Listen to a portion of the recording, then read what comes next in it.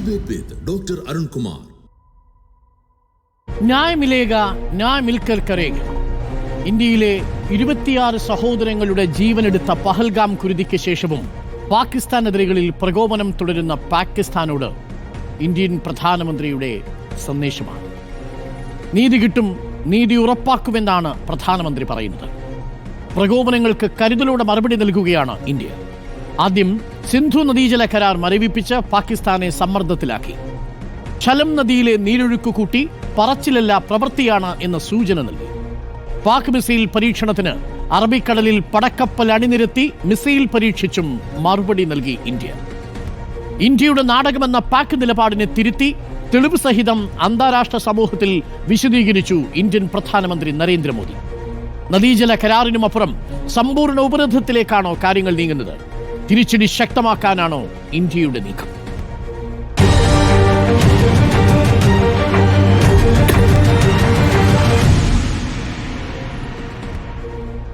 അതിഥികളായി മുൻ MP doctor A Sampath, CPM പ്രതിനിധി, advocate TS Ullas Babu, BJP പ്രതിനിധി, KP ഫാബിയൻ, മുൻ അംബാസിഡർ, ഡോക്ടർ G ഗോപകുമാർ, രാഷ്ട്രതന്ത്ര വിദഗ്ധരും കേന്ദ്ര സർവകലാശാല മുൻ VC-യും, കേണൽ S ഡിനി, മുൻ സൈനിക ഉദ്യോഗസ്ഥൻ എന്നിവരാണ് നമുക്കൊപ്പം ചർച്ചയിലുള്ളത്.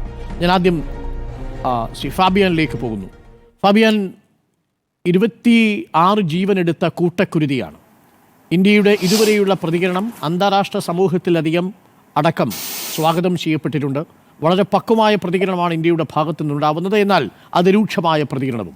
KP ഫാബിയൻ, പക്ഷേ ഇപ്പോഴീ നിമിഷവും നമുക്ക് ഈ ഭീകരവാദികളെ പിടികൂടാൻ സാധിച്ചിട്ടില്ല. അതൊരു ഇൻ്റലിജൻസ് ഫെയിലിയർ എന്ന നിലയിലുള്ള പ്രതികരണങ്ങൾ വരുന്നു. പ്രതിപക്ഷത്തു നിന്നുമുള്ള MP ശശി തരൂർ പറയുന്നത് ഈ നിമിഷം ആ ഇൻ്റലിജൻസ് വീഴ്ചയെക്കുറിച്ചല്ല നമ്മൾ ചർച്ച ചെയ്യേണ്ടത് എന്നാണ്. പാകിസ്ഥാൻ തുടർച്ചയായി പ്രകോപിപ്പിച്ചിട്ടും ഇന്ത്യയുടെ സംയമനത്തോടെയുള്ള പ്രതികരണം നയതന്ത്ര മേഖലയിൽ ഇന്ത്യക്ക് അന്താരാഷ്ട്ര സമൂഹത്തിന്റെ പിന്തുണ ഉറപ്പാക്കി കഴിഞ്ഞു. KP Fabian. തീർച്ചയായിട്ടും ഇന്ത്യക്ക് അന്താരാഷ്ട്രീയ സമിതിയുടെ പിന്തുണയുണ്ട്, പരിപൂർണ പിന്തുണയുണ്ട്. അതേസമയത്ത് തന്നെ നമ്മൾ സെക്യൂരിറ്റി കൗൺസിൽ എന്താണ് നടന്നതെന്നുള്ളത് മനസ്സിലാക്കണം. സെക്യൂരിറ്റി കൗൺസിൽ ഫ്രഞ്ച് പ്രസിഡൻസിയാണ് ഒരു ജോയിന്റ് പ്രസ് സ്റ്റേറ്റ്മെന്റ് ആണ് പുറത്തുവിട്ടത്, ഒരു റെസൊല്യൂഷനാണ്. അപ്പോൾ അതിൽ വന്നിരിക്കുന്ന ഇതാണ്: പാകിസ്ഥാൻ സെക്യൂരിറ്റി കൗൺസില് ഒരു നോൺ പെർമനന്റ് മെമ്പറാണ്. പിന്നെ വേറൊന്ന് നോക്കാനുള്ളത്, ആ ജോയിന്റ് പ്രസ് സ്റ്റേറ്റ്മെന്റിലും ലോകരാഷ്ട്രങ്ങൾ റെലവന്റ് അതോറിറ്റീസുമായിട്ട് സഹകരിക്കണം എന്നാണ് പറഞ്ഞിരിക്കുന്നത്. സോ റെലവന്റ് അതോറിറ്റീസ് അല്ല പറയേണ്ടത്, ഇന്ത്യയിലാണ് ഇത് സംഭവിച്ചത്. അപ്പോൾ ഇന്ത്യൻ അതോറിറ്റീസായിട്ടാണ് സഹകരിക്കേണ്ടത്. അത് പാകിസ്ഥാൻ ചൈനയുടെ സഹായത്തോടെ മാറ്റിയതാണ്. അതുകൊണ്ട് പിന്തുണയുണ്ട് നമുക്ക്, പക്ഷെ ആ പിന്തുണയുടെ ലെവൽ നമ്മൾ കൃത്യമായിട്ട് മനസ്സിലാക്കി. ഞാൻ അങ്ങിലേക്ക് മടങ്ങാം. ഒരു നിമിഷം ഞാൻ കേണൽ S ഡിനിയിലേക്ക് പോയി വരാം. കേണൽ S ഡിനി, വളരെ പ്രധാനപ്പെട്ട ഒരു നിരീക്ഷണമാണ് ഫാബിയൻ്റേത്. സെക്യൂരിറ്റി കൗൺസിലടക്കം ചൈനയുടെ സഹായത്തോടു കൂടി ഇന്ത്യയുടെ പൊസിഷൻസിനെ ഇപ്പോഴും ദുർബലപ്പെടുത്താനുള്ള നീക്കം പാകിസ്ഥാൻ നടത്തുന്നുണ്ട്. അത് നയതന്ത്ര മേഖലയിൽ ഇന്ത്യ കൈകാര്യം ചെയ്യുന്നു. എന്നാൽ പ്രതിരോധ മേഖലയിലേക്ക് വന്നാലോ? ഇന്നിപ്പോൾ റെയിൽവേ വകുപ്പ് മന്ത്രിയും 2 ദിവസം മുമ്പ് പ്രതിരോധ വകുപ്പ് മന്ത്രിയും പാകിസ്ഥാന്റെ പക്കലുള്ള ആണവ പോർമുനകളെക്കുറിച്ചും ആയുധങ്ങളെക്കുറിച്ചും ഊറ്റം കൊള്ളുകയാണ്. അതിർത്തിയിൽ തുടർച്ചയായിട്ട് ഇന്നിപ്പോൾ കുപ്വാരയിൽ ഒരു സാമൂഹ്യ പ്രവർത്തകനെ വധിക്കുന്നു. ഉറി സെക്ടറിൽ, അതേപോലെ പൂഞ്ച് സെക്ടറിൽ, ദ്രാസ് സെക്ടറിൽ ഒക്കെ, ഇടയ്ക്കിടയ്ക്ക് ബാരാമുള്ളയിൽ ഒക്കെ അതിർത്തിയിൽ തുടർച്ചയായിട്ട് പ്രകോപനം സൃഷ്ടിക്കുന്നു. വെള്ളം തന്നില്ലെങ്കിൽ സിന്ധു നദിയിലൂടെ അവരുടെ രക്തമൊഴുക്കുമെന്ന് അവിടുത്തെ പ്രതിപക്ഷ നേതാവ് ബിലാവൽ ഭൂട്ടോ പറയുന്നു. തിരിച്ചടിച്ചിരിക്കും ഞങ്ങൾ എന്ന സ്റ്റേറ്റ്മെൻറ്റ് മന്ത്രിസഭയിലെ അംഗങ്ങൾ ഉപയോഗിക്കുന്നു. പക്ഷേ ഇന്ത്യ അത്തരം പ്രകോപനപരമായ ഒരു പരാമർശവും നടത്താതെ വളരെ കൃത്യമായി സൈനികേതര നീക്കങ്ങളും നടത്തുകയാണ്. പാകിസ്ഥാനിലെ ആർമി ഇപ്പോൾ റെയിൽവേ നിയന്ത്രണം ഏറ്റെടുക്കാൻ പോകുന്നു എന്ന സൂചനകളുണ്ട്. അതിർത്തി അശാന്തമാവുകയാണോ ഡിനി? കൂടുതൽ രൂക്ഷമായ ഒരു ഏറ്റുമുട്ടലിലേക്ക് നമ്മൾ പോകുമോ? ശക്തമായ തിരിച്ചടിയിലേക്കാണോ കാര്യങ്ങൾ പോകുന്നത്? ഡോക്ടർ അരുൺ, ഇതിനകത്ത് ഒരു കാര്യം വളരെ വ്യക്തമാണ്. ദാറ്റ് ഇതിനകത്തൊരു ശക്തമായിട്ടൊരു തിരിച്ചടി കൊടുക്കും എന്നുള്ളതിനകത്ത് യാതൊരു ഡൗട്ടും ഇല്ല. കാരണം 2-3 കാരണങ്ങളാണ്. ഒന്ന്, ഡെഫിനറ്റ്ലി ഈ പ്രാവശ്യം പാകിസ്ഥാൻ സൈന്യത്തിൻ്റെ ബലത്തിൽ ഈ ഭീകരവാദികൾ ചെയ്ത കാര്യം അത് വെറും ഒരു കൂട്ടക്കൊലയല്ല. അത് നമ്മുടെ ഭാരതത്തിന് ഉള്ളിൽ ഒരു മുറിവ് എന്ന് മാത്രമല്ല ഒരു വലിയൊരു സമയത്തേക്ക് ആ ഒരു മുറിവ് നിൽക്കുകയും മതങ്ങൾ തമ്മിൽ അടിക്കുകയും മതങ്ങളുടെ പേരിലാണ് ആ കൊല നടന്നത്. അതുപോലെ തന്നെ കശ്മീർ വളരെ വേഗതയോടെ തിരിച്ചു വരുന്ന ഒരു കശ്മീരിനെ വീണ്ടും പഴയ രീതിയിലേക്ക് കൊണ്ടാക്കാനുള്ള ഒരു ശ്രമത്തിൻ്റെ ഭാഗമായിട്ടാണ്. അപ്പം ഈ ഒരു കാര്യത്തോണ്ട് യാതൊരു സംശയമില്ല തിരിച്ചടി കൊടുക്കും എന്നുള്ളതിനകത്ത് there is no doubt. Now എങ്ങനെയാണ് എന്നുള്ളതിനകത്ത് നമുക്ക് എല്ലാവർക്കും സ്പെക്കുലേറ്റ് ചെയ്യാമെന്ന് മാത്രമേ എനിക്ക് പറയാൻ ആകൂ. ആൻഡ് അത് മാത്രമല്ല, ഇപ്പോൾ സൈനിക നടപടി മാത്രമായിട്ടായിരിക്കത്തില്ല ഇത് ഞാൻ കാണുന്നത്. കാരണം സൈനിക നടപടി ഒരു ഒറ്റ കാര്യം മാത്രമാണ്. അതിൻ്റെ കൂടെ മിഡ് ടേമും ലോങ് ടേം ആയിട്ടുള്ള കുറേ കാര്യങ്ങൾ ഓൾറെഡി ചെയ്ത് തുടങ്ങിക്കഴിഞ്ഞു. അതിൻ്റെ ഒന്നാണ് ഈ സിന്ധു നദി കരാർ ഒക്കെ ചെയ്യുന്നത്. അതിനൊക്കെയുള്ള ഭവിഷ്യത്ത് ഇനി വരാൻ പോകുന്നേ ഉള്ളൂ. പക്ഷേ സൈനിക കാര്യത്തിൽ നമ്മളൊരു എടുത്തു ചാടി കയറി ഒരു യുദ്ധപ്രഖ്യാപിലോ അല്ലെങ്കിൽ ഒരു യുദ്ധത്തിലേക്ക് പോകുന്നുള്ള രീതിയിലേക്ക് ആയിരിക്കത്തില്ലെന്നാണ് എൻ്റെ ഒരു റീഡിങ്. കാരണം നമ്മളൊരു റെസ്പോൺസിബിൾ നേഷനാണ്. നമ്മുടെ ഇപ്പോൾ ഉദ്ദേശം എന്താണ്? നമ്മൾ അവർക്ക് ഒരു മറുപടി, അതുപോലെ തന്നെ അവർക്ക് ഒരു ഡിറ്ററൻസ് ക്രിയേറ്റ് ചെയ്യണം. ഇനി ഒരിക്കലും നിങ്ങൾ ഈ ഒരു കാര്യം ചെയ്യരുത് എന്നുള്ള ഒരു പണിഷ്മെൻറ്റ്, ഒരു പ്യൂണിറ്റീവ് ആക്ഷൻ നമ്മൾ എടുക്കണം. അതിനു വേണ്ടിയുള്ള എനിക്ക് തോന്നുന്നു ഒരു കാലിബ്രേറ്റഡ് ആയിട്ടുള്ള വളരെ പ്ലാനിങ്ങിലൂടെ അതിനകത്ത് ഏറ്റവും മിനിമം ആയിട്ടുള്ള സിവിലിയൻ കാഷ്വാലിറ്റീസ് അങ്ങനെയൊന്നും നടക്കാത്ത എങ്കിൽ പാകിസ്ഥാൻ സൈന്യം നോവുന്ന രീതിയിലേക്ക് ചെയ്യുക എന്നുള്ള ഒരു നടപടിയിലേക്കായിരിക്കും പോകുന്നത്. അതിന് നമ്മൾ ഇപ്പോഴത്തെ നിലവിൽ തന്നെ ധാരാളം ഓപ്ഷൻസ് നമുക്കുണ്ട്. അതായത് ഫുൾ ഒരു യുദ്ധത്തിൽ പോവാതെ തന്നെ ധാരാളം ഓപ്ഷൻസ് ഉണ്ട്. അതൊക്കെ നേരത്തെ തന്നെ സൈന്യമായാലും ശരി മറ്റ് ഏജൻസീസ് അതൊക്കെ വാർ ഗെയിമിങ്ങിൻ്റെ ഭാഗമായിട്ടൊക്കെ ഓൾറെഡി പ്രിപ്പയർഡ് ആണ്. അതായത് ഇന്ന സിനാറിയോ വന്നു കഴിഞ്ഞാൽ ഏത് ഓപ്ഷൻസ് ഒക്കെ നമുക്ക് പരിഗണിക്കാം. അപ്പം എനിക്ക് തോന്നുന്നു ഇപ്പം ഏറ്റവും ഹയസ്റ്റ് ലെവലിൽ ഈ ഓപ്ഷൻസ് അവരുടെ മുമ്പിൽ വെച്ച് കാണും. അതിൽ നിന്ന് ഇന്നത്തെ സാഹചര്യത്തിൽ ഒരു ഓപ്ഷൻ ഹയസ്റ്റ് പൊളിറ്റിക്കൽ ലീഡർഷിപ്പ് എടുക്കും. അതിനെ എക്സിക്യൂട്ട് ചെയ്യേണ്ട കാര്യം മാത്രമേ സൈന്യത്തിനുള്ളൂ. പക്ഷേ ഡെഫിനറ്റായിട്ട് ഒരു കൈനറ്റിക് ആയിട്ടുള്ള കാര്യം, അതായത് ഫിസിക്കലായിട്ടുള്ള ഒരു തിരിച്ചടി അനിവാര്യമാണ്. കാരണം അങ്ങനെ ചെയ്താൽ മാത്രമേ ഡോക്ടർ അരുൺ നീതി നടപ്പാക്കി എന്നുള്ള ഒരു വിശ്വാസം ആ മരിച്ച കുടുംബക്കാർക്ക് മാത്രമല്ല തോന്നും. ഇപ്പോൾ നമുക്കറിയാമല്ലോ എന്താണ് പലസ്തീനും ഇസ്രായേലും തമ്മിലുള്ള ഏറ്റവും ഒടുവിലുള്ള സംഘർഷത്തിൻ്റെ കാരണം. ഇസ്രായേലിലുള്ള സമാധാനത്തോടു കൂടി ജീവിച്ചിരുന്ന ഒരു പോപ്പുലേഷനിലേക്ക് വളരെ പെട്ടെന്ന് ഹമാസ് ഒരു അതിക്രമം നടത്തുന്നു. ആ അതിക്രമത്തെ തുടർന്നാണ് ഇസ്രായേൽ തിരിച്ചടിക്കുന്നത്. പക്ഷേ ഇസ്രായേൽ പിന്നീട് ഒരു ഓൾ ഔട്ട് വാറിലേക്കാണ് പോകുന്നത്. തുറന്നുള്ള യുദ്ധമായിരുന്നു അത്. ഗാസ ഇപ്പോൾ തവിട് പൊടിയായി കഴിഞ്ഞു. അപ്പോൾ നമ്മുടെ മുന്നിൽ ഈ ഇസ്രായേലിനെ എങ്ങനെയാണോ ഹമാസ് ആക്രമിച്ചത് സമാനമായൊരു സാഹചര്യം ഇന്ത്യൻ പശ്ചാത്തലത്തിൽ ഉരുത്തിരിഞ്ഞിട്ടുണ്ട്. പക്ഷേ ഇന്ത്യക്കൊരിക്കലും ഹമാസിനെ ഗസയെ നേരിട്ടതുപോലെ പാകിസ്ഥാനെ നേരിടാൻ കഴിയില്ല. അതിന് സ്ട്രാറ്റജിക്കായിട്ടുള്ള, അതിന് ലോജിസ്റ്റിക്കലായിട്ടുള്ള, ഒരുപക്ഷെ ഇൻ്റർനാഷണൽ പൊളിറ്റിക്കലായിട്ടുള്ള ഒരുപാട് റിപ്രക്കഷൻസ്, ഒരുപാട് പ്രത്യാഘാതങ്ങൾ ഉണ്ടാക്കിയേക്കാനുള്ള സാധ്യതയുണ്ട്. ഒരു തുറന്ന യുദ്ധത്തിലേക്ക് പോകില്ല, ഒരു നിയന്ത്രിത സൈനിക നീക്കമുണ്ടാവും എന്നതാണ് താങ്കൾ പറയുന്നത്. ഈ രണ്ട് കോണ്ടെക്സ്റ്റിനെയും താങ്കൾ എങ്ങനെയാണ് താരതമ്യം ചെയ്യുന്നത്? ഇസ്രായേലിൽ ഹമാസ് നടത്തിയ ആക്രമണവും പഹൽഗാമിൽ പാക് ഭീകരർ നടത്തിയ ആക്രമണവും. ഡോക്ടർ അരുൺ, പലരും പല അനലിസ്റ്റും ഈ രണ്ട് കമ്പാരിസൺ ചെയ്യുന്നെങ്കിലും ഞാൻ actually of course there are കുറേ സിമിലാരിറ്റീസ് ഉണ്ടെങ്കിലും പക്ഷേ ക്ലാസിക്കലായിട്ട് നമ്മൾ ഇപ്പം ഇസ്രായേലായിട്ടോ അല്ലെങ്കിൽ ഹമാസിനെ പാകിസ്ഥാനായിട്ട് കമ്പയർ ചെയ്യാൻ സാധിക്കില്ല. കാരണം ഹമാസ് അവിടെ ചെയ്തത് ഇതിലും വലിയൊരു കാഷ്വാലിറ്റീസാണ് ഉള്ള ഒരു സംഭവമായിരുന്നു. രണ്ടാമതായിട്ട് അവിടുത്തെ സ്ഥിതി വേറെയാണ്, ഇസ്രായേലിൻ്റെ സ്ഥിതി വേറെയാണ്. ഇസ്രായേൽ എങ്ങനെയാണ് ഹമാസുമായിട്ട് ഡീൽ ചെയ്യുന്നതൊക്കെ ഉള്ള കാര്യം നമുക്കറിയാം. അപ്പോൾ ആ രീതിയിലുള്ള, കാരണം ഹമാസ് എന്ന് പറഞ്ഞൊരു നോൺ സ്റ്റേറ്റ് എൻറ്റിറ്റിയാണ്, പാകിസ്ഥാൻ എന്ന് പറഞ്ഞൊരു സ്റ്റേറ്റ് ആണ്. Although it is A artificial state എന്ന് നമ്മൾ പറയാമെങ്കിൽ ഇറ്റ്സ് എ സ്റ്റേറ്റ്.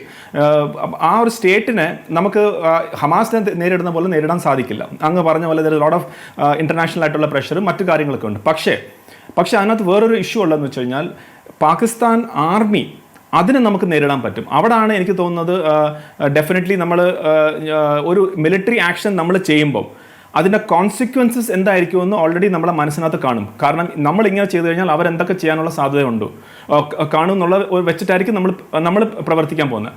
അതുകൊണ്ട് എൻ്റെ ഒരു അനാലിസിസ്, നമ്മളെ ഭാരതത്തെ സംബന്ധിച്ചോളം തിരിച്ചടി അനിവാര്യമാണ്. പക്ഷെ ഒരു ഫുൾ സ്കെയിൽ വാറിലേക്ക് പോകാനുള്ള ഒരു സമയം അല്ലെങ്കിൽ നമ്മളെ താല്പര്യമല്ല. ഒരു തുറന്ന യുദ്ധത്തിലേക്കല്ല, ഒരു നിയന്ത്രിത സൈനിക നീക്കമായിരിക്കും ഇന്ത്യയുടെ ഭാഗത്തു നിന്നുണ്ടാവുക. അതൊന്നുകിൽ നമ്മൾ ബലാക്കോട്ടയിൽ കണ്ടതുപോലെയുള്ള ഏരിയയിൽ സർജിക്കൽ സ്ട്രൈക്ക് ആയിരിക്കാം, അതല്ലെങ്കിൽ അതിർത്തി കടന്ന് കൃത്യമായും ഒരു കമാൻഡ് ഓപ്പറേഷനോടുകൂടി ഭീകര കേന്ദ്രങ്ങൾ, പാകിസ്ഥാൻ ഒക്കുപൈഡ് കാശ്മീരിലെ ഭീകര കേന്ദ്രങ്ങൾ ആക്രമിക്കുകയാവാം. അതായിരിക്കാം താങ്കളുടെ വാദം. ഞാൻ അങ്ങയിലേക്ക് മടങ്ങി വരാം. ഡോക്ടർ ജി ഗോപകുമാർ രാഷ്ട്രതന്ത്ര വിദഗ്ധനുണ്ട്. ഡോക്ടർ ജി ഗോപകുമാർ, ന്യായ് മിലേഗ ന്യായ് മിൽക്കർ കരേഗ എന്നാണ് ഇന്ന് പ്രധാനമന്ത്രി മൻ കി ബാത്തിലൂടെ രാജ്യത്തെ അഭിസംബോധന ചെയ്തുകൊണ്ട് പറഞ്ഞത്. ഇതിനകം നോക്കൂ, സൈനികേതരമായ നീക്കങ്ങൾ ഇന്ത്യ ശക്തിപ്പെടുത്തിയിരിക്കുന്നു. 48 മണിക്കൂറിനിടെ നമ്മൾ 1960 മുതലുള്ള ഇൻഡസ് വാട്ടർ ട്രീറ്റി മരവിപ്പിച്ചിരിക്കുന്നു. ഇന്നിപ്പോൾ ഉറി ഡാം തുറന്ന് ചലം നദിയിലേക്ക് നീരൊഴുക്ക് വർദ്ധിപ്പിച്ച് പാകിസ്ഥാനെ കൂടുതൽ സമ്മർദ്ദത്തിലാക്കിയിരിക്കുന്നു.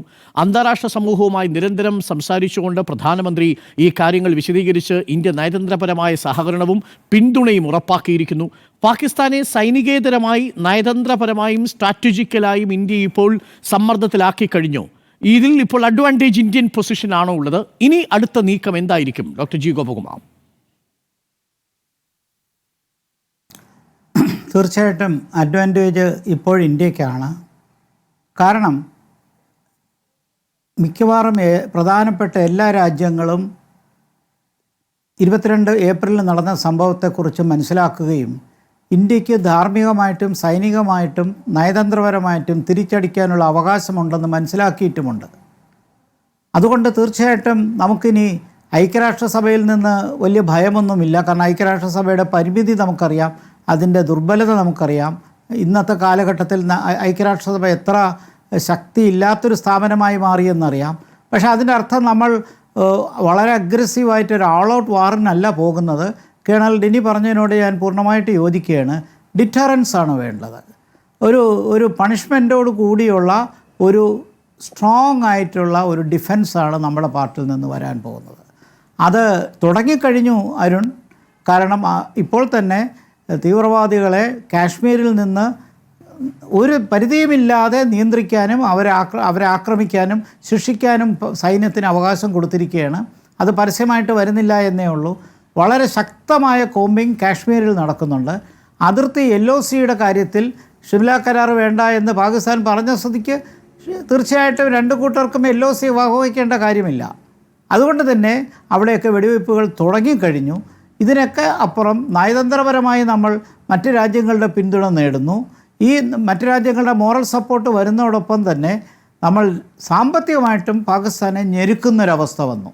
ആ ഞെരുക്കുന്ന രീതിയാണ് തീർച്ചയായിട്ടും ഇൻഡസ് വാട്ടർ ട്രീറ്റിയിലെ അതിനെ അബയൻസിൽ വെച്ചുകൊണ്ട് നമ്മളിപ്പോൾ ജലത്തിൻ്റെ കാര്യത്തിൽ പാകിസ്ഥാൻ ഇപ്പോൾ പ്രളയത്തിലേക്ക് പോവുകയാണോ, കുറച്ച് കഴിഞ്ഞ് വരൾച്ചയിലേക്ക് പോവുകയാണ്. Pakistan is under stress.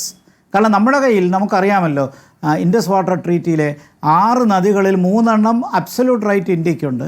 ബാക്കി 3 80% പാകിസ്ഥാന് കൊടുക്കേണ്ടതാണ്. പക്ഷേ അതിൽ തന്നെ നമ്മൾ എന്ത് ചെയ്യും? ഇപ്പോൾ ഉടനെ ഒരു സ്വിച്ചിട്ട് പോലെ നിർത്താൻ പറ്റില്ല. പക്ഷേ നമുക്ക് നമ്മുടേതായ നടപടികൾ എടുക്കുകയും ഇൻഡസ് വാട്ടർ ട്രീറ്റി ശക്തമായി നമ്മുടെ ഭാഗത്തേക്ക് കൊണ്ടുവന്നാൽ ചെനാബിലെ നദിയും നിയന്ത്രിതമാകും, കാശ്മീരിലുള്ള ജലനദിയിലും നിയന്ത്രിതമാകും. ചുരുക്കത്തിൽ പാകിസ്ഥാന് എക്കണോമിക് ക്രൈസിസ് വരാൻ ഇനി അധികം സമയമില്ല. ഇല്ലെങ്കിൽ തന്നെ പാകിസ്ഥാൻ വലിയ എക്കണോമിക് ക്രൈസിസിൽ നിൽക്കുകയാണ്. ഈ എക്കണോമിക് ക്രൈസിസിൽ നിന്ന് രക്ഷപ്പെടാൻ പട്ടാളം ചെയ്യുന്ന വേലകളല്ല ഈ തീവ്രവാദികളെ പഹൽഗാമിലും മറ്റും അഴിച്ചുവിട്ട് ഇത്തരം പ്രവൃത്തികൾ ചെയ്തത്. അരുണിന് നന്നായിട്ട് അറിയാമല്ലോ, പാകിസ്ഥാൻ ഒരു ഡെമോക്രാറ്റിക് സ്റ്റേറ്റ് അല്ല. അവിടെ ഒരു രീതിയിലും പൊതുസമൂഹം ശക്തമല്ല. പട്ടാളത്തിന് ആരോടാണ് ചോദിക്കേണ്ടത്? കൂടിപ്പോയാൽ മതമൗലികവാദികളുടെ നേതാക്കന്മാരോട് ചോദിക്കണം. അങ്ങനെയുള്ള ഒരു റോഗ് സ്റ്റേറ്റിന് എന്ത് അക്കൗണ്ടബിലിറ്റിയാണ് ഉള്ളത്? അപ്പോൾ നമ്മളിത് മറുവശത്ത് ഇനി ഇങ്ങനെ പാകിസ്ഥാനെ വിടാൻ പറ്റില്ല. നമുക്ക് ഇത് ശക്തമായൊരു അവസരമാക്കി മാറ്റി തീർച്ചയായിട്ടും പാകിസ്ഥാനെ വേണ്ടി വന്നാൽ ആക്രമിക്കാനും തയ്യാറെടുത്ത്, എന്നാൽ ഒരു ഓൾ ഔട്ട് വാറിലേക്ക് നമ്മൾ വരുന്നില്ല. പാകിസ്ഥാൻ ആ നിലയ്ക്ക് വരുമ്പോഴേ വരത്തുള്ളൂ. പക്ഷേ സ്ട്രാറ്റജിക്കലി, ഡിപ്ലോമാറ്റിക്കലി ആൻഡ് എക്കണോമിക്കലി ഈ 3 ഫാക്ടേഴ്സിൽ കൂടി പാകിസ്ഥാനെ വലിയ സമ്മർദ്ദത്തിലാക്കുകയാണ്. ഈ സമ്മർദ്ദം പാകിസ്ഥാൻ എങ്ങനെ താങ്ങുമെന്ന് നമുക്കറിയില്ല. ബിലാവൽ ഭൂട്ടോ പറഞ്ഞ കാര്യമാണോ, അതല്ല പാകിസ്ഥാനിലെ ഡിഫൻസ് മിനിസ്റ്റർ പറഞ്ഞ കാര്യമാണോ, ഞങ്ങളുടെ കയ്യിൽ ആണവായുധങ്ങളുണ്ട്, ഇങ്ങനെയൊക്കെ പറഞ്ഞ് പേടിപ്പിക്കാൻ ശ്രമിച്ചാൽ അതേ മന്ത്രിസഭയിലെ മറ്റൊരാൾ എന്താ പറഞ്ഞത്? കഴിഞ്ഞ 30 കൊല്ലമായി അമേരിക്കയ്ക്ക് വേണ്ടി ഞങ്ങൾ ചാരപ്രവൃത്തി ചെയ്യുന്നു, മിലിറ്റൻസി വർദ്ധിപ്പിച്ചിട്ടുണ്ട്. ഇങ്ങനെ പ്രവർത്തിക്കുന്ന ഒരു രാജ്യത്തിന് അവരുമായിട്ട് നേരിടുമ്പോൾ ആരോടാണ് നമ്മൾ ഡീൽ ചെയ്യേണ്ടത്? ഒരു ദുർബലമായ ഐക്യരാഷ്ട്രസഭ, സിവിലിയൻ ലീഡർഷിപ്പിന് പാകിസ്ഥാനിൽ ഒരു സ്കോപ്പും ഇല്ലാത്തൊരു സാഹചര്യം. അപ്പോൾ തീർച്ചയായിട്ടും നമ്മുടെ ഭാഗത്ത് നമ്മുടേതായ എല്ലാ തയ്യാറെടുപ്പും വേണം. ഓൾറെഡി ഞാൻ മനസ്സിലാക്കിയത് ഓൾറെഡി അത് തുടങ്ങിക്കഴിഞ്ഞു എന്നുള്ളതാണ്. അത് പാകിസ്ഥാന് മനസ്സിലാക്കി കാണും. കാശ്മീർ ഇന്ന് ഇന്ത്യയോടൊപ്പമാണ്. Okay. അപ്പോൾ തീർച്ചയായിട്ടും ഈ സാഹചര്യം നമുക്ക് അനുകൂലമാണ്. കറക്റ്റ്. മാനസികമായും ധാർമ്മികമായും ഇന്ത്യ പാകിസ്ഥാന് മേൽ ഒരു മേൽക്കൈ നേടിയിരിക്കുന്നു എന്നാണ് ഡോക്ടർ ജി ഗോപകുമാർ പറയുന്നത്. ഞാൻ മറ്റതിഥികളിലേക്ക് കൂടി വരാം. പ്രിയപ്പെട്ട പ്രേക്ഷകരെ, ഇത് ഏതെങ്കിലും തരത്തിൽ നദീജല കരാർ റദ്ദാക്കിയതിലൂടെ മാത്രം ഇന്ത്യ ആ തിരിച്ചടി ഒതുക്കുന്നില്ല എന്നുള്ളതാണ് നമ്മൾ മനസ്സിലാക്കുന്നത്. അതേസമയം തന്നെ ഇന്ത്യയും പാകിസ്ഥാനും തമ്മിലുള്ള സമ്പൂർണ്ണ ട്രേഡ് ഉപരോധത്തിലേക്ക് പോലും കാര്യങ്ങൾ എത്തിയേക്കാം എന്നുള്ളതാണ്. ഞാനൊരു കണക്ക് പറയാം പ്രിയപ്പെട്ട പ്രേക്ഷകരോട്. ഇന്ത്യ പാകിസ്ഥാനിലേക്ക് കയറ്റുമതി ചെയ്യുന്നത് 44.76 കോടി രൂപ. അതായത് പാകിസ്ഥാനിലേക്ക് ഇന്ത്യയിൽ നിന്ന് മരുന്ന്, തുണിത്തരങ്ങൾ, രാസ വസ്തുക്കൾ ഇതടക്കം അവരുടെ കൃഷിക്കാവശ്യമായിട്ടുള്ള സാധനങ്ങൾ ഇതെല്ലാം ഇന്ത്യയിൽ നിന്ന് പാകിസ്ഥാനിലേക്ക് കയറ്റുമതി ചെയ്യുന്നുണ്ട്. അതിൽ തന്നെ ഫാർമസ്യൂട്ടിക്കൽ ബിസിനസ്, പാകിസ്ഥാനിലുള്ള മൊത്തം മരുന്നിൻ്റെ 30 മുതൽ 40% വരെ ഇന്ത്യൻ നിർമ്മിത ഫാർമസ്യൂട്ടിക്കൽ ഡ്രഗ്സ് ആണ്. അപ്പോൾ ഈ മരുന്നുകളടക്കം പാകിസ്ഥാനിലേക്ക് കയറ്റുമതി ചെയ്യുന്നത് ഇന്ത്യ നിർത്തിയാൽ, പാകിസ്ഥാൻ കടുത്ത സാമ്പത്തിക ഉപരോധത്തിലേക്ക് നീങ്ങിയാൽ എന്തായിരിക്കും അവസ്ഥ? അതേസമയം പാകിസ്ഥാനിൽ നിന്ന് ഇന്ത്യയിലേക്ക് ഇറക്കുമതി ചെയ്യുന്നതാവട്ടെ 4.2 ലക്ഷം ഡോളർ മാത്രമാണ്. മറുഭാഗത്ത് 4.2 ലക്ഷം ഡോളർ മാത്രമാണ്. മറുഭാഗത്തുള്ളത് 44.76 കോടി ഡോളറുമാണ്. അപ്പോൾ ഈ കണക്ക് നമ്മുടെ മുൻപിലുണ്ട്. ഈ വലിയ അന്തരം യഥാർത്ഥത്തിൽ സാമ്പത്തികമായി പാകിസ്ഥാനെ മാനസികമായി തളർത്തുകയും ചെയ്യുന്നുണ്ട്. ഞാൻ CPM പ്രതിനിധി കൂടിയായ ശ്രീ സമ്പത്തിലേക്ക് വന്നാൽ, ശ്രീ സമ്പത്ത്, മറ്റൊരു പ്രധാനപ്പെട്ട ചോദ്യം ഇപ്പോൾ ഉയരുന്നത്, ശരി, നമ്മൾ മാനസികമായും നയതന്ത്രപരമായിട്ടുമൊക്കെ ഇന്ത്യ പാകിസ്ഥാന് മേൽക്കൈ നേടി, പക്ഷേ 22-ാം തീയതി നടന്ന കൂട്ടക്കുരുതിക്ക് ശേഷം ഇതാ 4 ദിവസം പൂർണ്ണമായും പിന്നിടുന്നു. നമുക്ക് ഭീകരവാദികളെ കണ്ടെത്താൻ സാധിച്ചിട്ടില്ല. ഇപ്പോഴും ഇരുട്ടിൽ തപ്പുകയാണ് അന്വേഷണ സംഘം എന്ന തരത്തിലുള്ള പ്രതികരണങ്ങൾ വരുന്നു. ഒരു ഇൻ്റലിജൻസ് വീഴ്ചയാണോ എന്ന ചോദ്യത്തിന് ശശി തരൂർ MP ഇപ്പോൾ പ്രതികരിച്ചത് അത് ചർച്ച ചെയ്യേണ്ട സമയമല്ല ഇപ്പോൾ എന്നാണ്. നമ്മളിപ്പോൾ ഈ വീഴ്ചയെക്കുറിച്ചാണോ ചർച്ച ചെയ്യേണ്ടത്? ഇനിയും ഭീകരവാദികളെ പിടികൂടാൻ കഴിയാത്തൊരു സാഹചര്യം നമ്മുടെ മുന്നിലുണ്ട്. അത് യഥാർത്ഥത്തിൽ നമ്മുടെ ദൗർബല്യത്തെയാണോ സൂചിപ്പിക്കുന്നത്? ശ്രീ സമ്പത്ത്.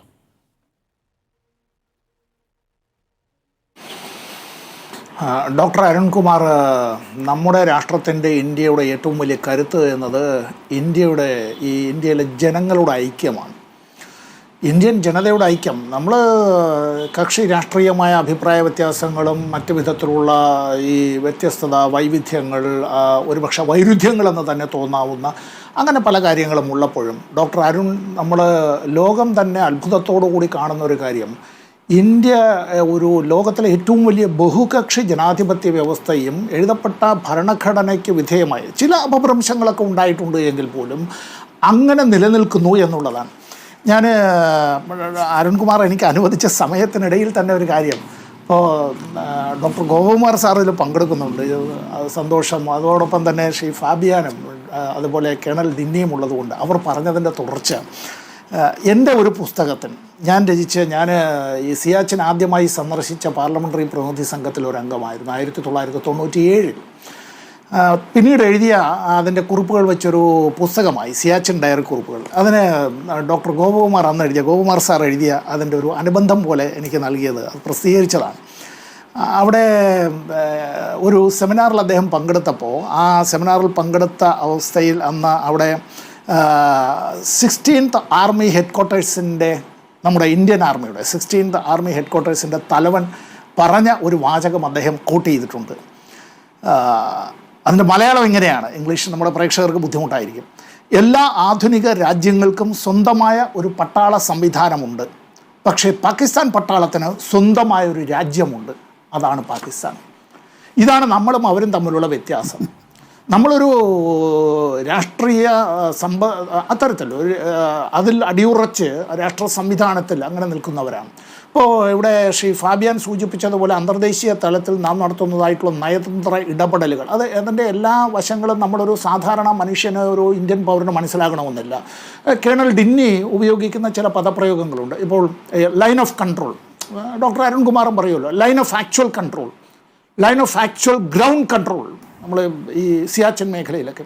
അപ്പോൾ ഇതുമായി ബന്ധപ്പെട്ട് ഉള്ളതും അതുപോലെ തന്നെ ഈ അതിർത്തി, അത് ഈ പുഴകൾ, അതുമായി ബന്ധപ്പെട്ടൊക്കെയാണ് അന്തർദേശീയ അതിർത്തികളുടെ പലപ്പോഴും അത് നിർണ്ണയിക്കപ്പെടുകയല്ല.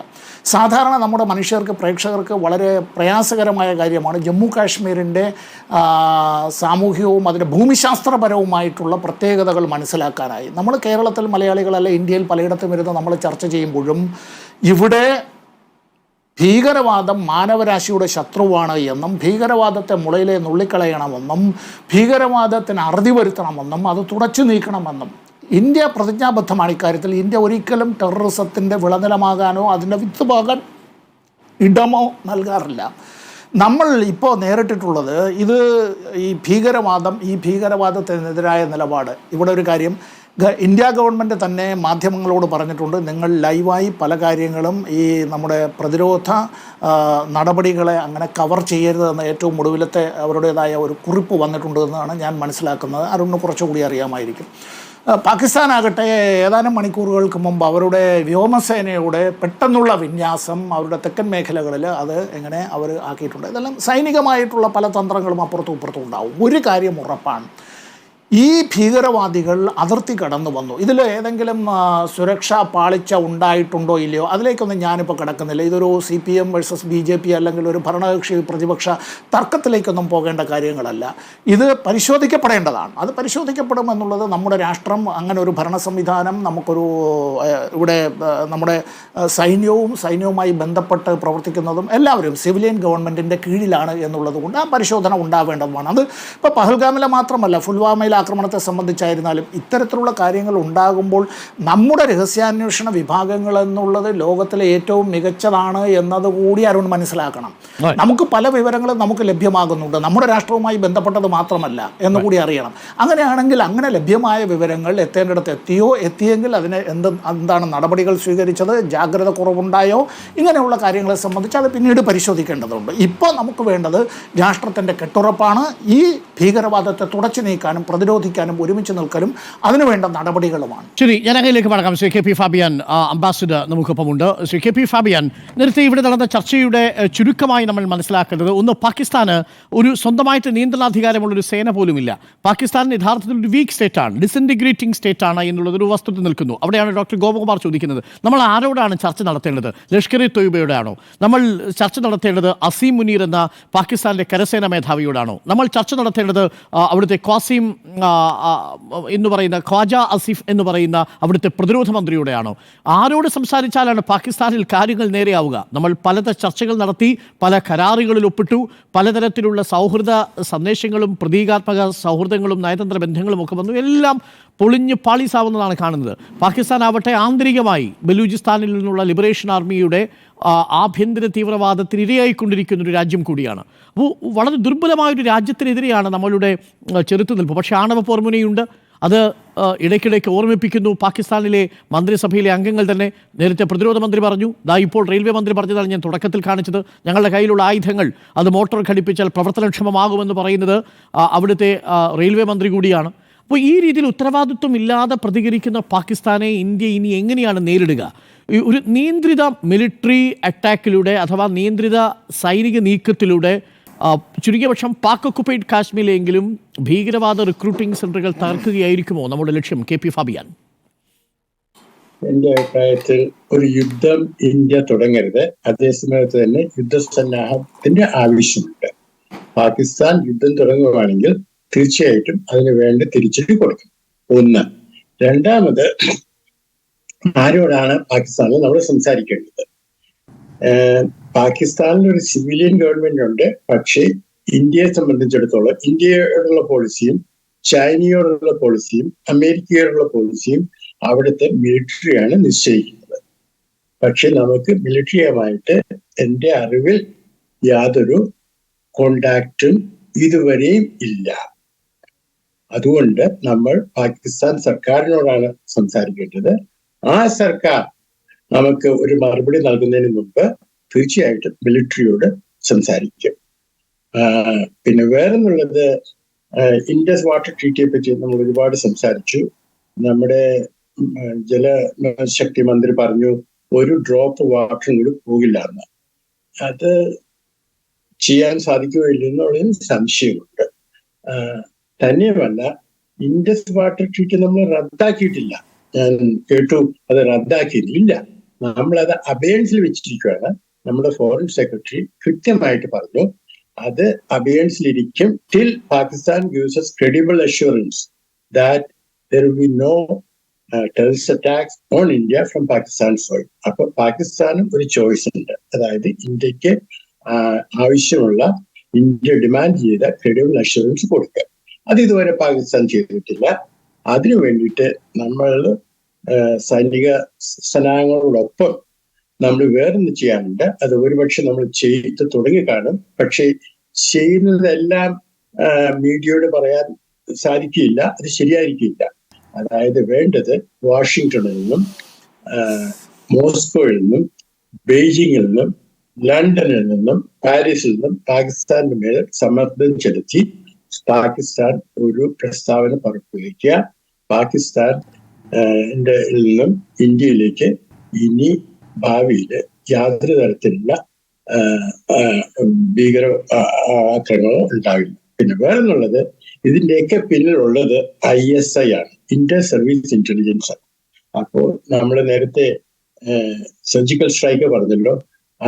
അപ്പൊ അവര് എവിടെയാണ് ഇങ്ങനെയുള്ളവർക്ക്, ഈ ഭീകരവാദികൾക്ക് സഹായം കൊടുക്കുന്നത്, എവിടെയാണ് അവരെ പാർപ്പിച്ചിരിക്കുന്നത്, അതൊക്കെ നമുക്ക് ചില വിവരങ്ങളുണ്ട്. അതായിരിക്കാം നമ്മുടെ ലക്ഷ്യം. Okay, thank you Shri Fabian. ഞാൻ ഉല്ലാസിലേക്ക് വരാം. തിരിച്ചടിക്കാണോ ഇന്ത്യയുടെ നീക്കം? ഡോക്ടർ എ സമ്പത്ത്, മുൻ MP CPM പ്രതിനിധി, advocate TS Ullas Babu, BJP പ്രതിനിധി, ambassador KP Fabian, doctor G Gopakumar, രാഷ്ട്രതന്ത്ര വിദഗ്ധൻ, ഒപ്പം കേണൽ S ഡിന്നി, മുൻ സൈനിക ഉദ്യോഗസ്ഥൻ എന്നിവരാണ് ചർച്ചയിൽ നമുക്കൊപ്പം. ഞാൻ ഉല്ലാസ് ബാബുവിലേക്ക് പോകുന്നു. ഉല്ലാസ് ബാബു, ഇതുവരെയുള്ള നീക്കങ്ങൾ നയതന്ത്രപരമായും പാകിസ്ഥാനുമേൽ മാനസികമായും ഇന്ത്യക്ക് ഒരു അഡ്വാൻറ്റേജ് ഉണ്ടാക്കിയിട്ടുണ്ട്. പക്ഷേ ഇപ്പോഴും പ്രധാനപ്പെട്ട ചോദ്യം ഇതാണ്: 26 ഇന്ത്യൻ ജീവനെടുത്ത ഭീകരരെ നമുക്ക് പിടികൂടാൻ സാധിച്ചിട്ടില്ല. അത് ഒരാശങ്കയായി ഇപ്പോഴും നിലനിൽക്കുന്നുണ്ടോ? അതല്ല, NIA ഇപ്പോൾ അല്പസമയം ഇറക്കിയ പത്രക്കുറിപ്പിലും സൂക്ഷ്മമായ വിശദാംശങ്ങൾ ശേഖരിച്ചു വരികയാണ്. പഹൽഗാമിലുള്ള ദൃക്സാക്ഷികളുടെ മൊഴികൾ കൃത്യമായി രേഖപ്പെടുത്തി പഹൽഗാമിലെ കൂട്ടക്കുരുതി അതേപടി ആവർത്തിച്ചുകൊണ്ട് കൂടുതൽ തിരച്ചിൽ നടത്തുകയാണ്. ആ മേഖലയിൽ ആകെ കോമ്പിംഗ് ശക്തമാക്കിയിരിക്കുകയാണ്. പക്ഷേ അതിർത്തിയിൽ നിന്ന് 100-200 കിലോമീറ്റർ ഉള്ളിലാണ് ഈ കൂട്ടക്കുരുതി നടന്നിരിക്കുന്നതും. ഈ സാഹചര്യത്തിൽ ഇതൊരു ഇൻ്റലിജൻസ് ഫെയിലിയർ ആണ് എന്ന തരത്തിലുള്ള വിമർശനങ്ങൾ ഒരു ഭാഗത്ത് നടക്കുന്നുണ്ട്.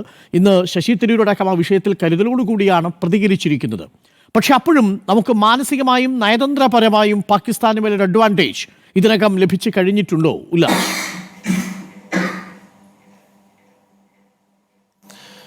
തീർച്ചയായിട്ടും ശ്രീ അരുൺകുമാർ, നമ്മുടെ എല്ലാവരുടെയും, മാധ്യമപ്രവർത്തകരുടെ മാത്രമല്ല, അല്ലെങ്കിൽ നമ്മളിരിക്കുന്ന അതിഥികളുടെ മാത്രമല്ല, ഭാരതത്തിലെ ഓരോരുത്തർക്കും മാനസികമായിട്ട് ഏറ്റവും കൂടുതൽ വിഷമമുണ്ടാക്കുകയും സങ്കടമുണ്ടാക്കുകയും നമുക്കൊരിക്കലും എന്താ പറയുക, ഓർക്കാൻ പോലും വിഷമമുണ്ടാവുകയും ചെയ്യുന്നൊരു കാര്യമാണ് ഉണ്ടായതെന്ന് നമുക്കെല്ലാവർക്കും അറിയാമല്ലോ.